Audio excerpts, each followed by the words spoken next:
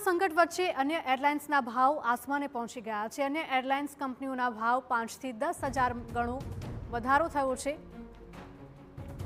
Air India, Akasa સહિતની કંપનીઓએ ભાવ વધાર્યા છે। અમદાવાદથી દિલ્હી, મુંબઈ અને હૈદરાબાદના ભાવ આસમાને પહોંચી ગયા છે। અમદાવાદથી દિલ્હીનું ભાડું 45,000 પર પહોંચી ગયું છે, તો દિલ્હીથી અમદાવાદની ફ્લાઇટના ભાવ 65,000 રૂપિયા સુધી પહોંચી ગયા, તો મુંબઈ સીધી અમદાવાદની ફ્લાઇટનો ભાવ 20,000 સુધી પહોંચ્યો।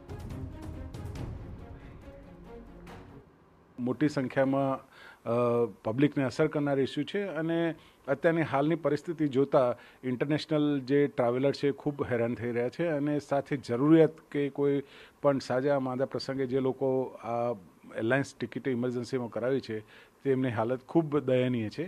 આવા સંજોગોની અંદર એરલાઇન્સ જે પણ આપણે જોઈ રહ્યા છીએ કે ભાવ બેફામ વધારી રહ્યા છે એની ઉપર તાત્કાલિક પગલાં લેવા જોઈએ એ દરેકની માંગ છે।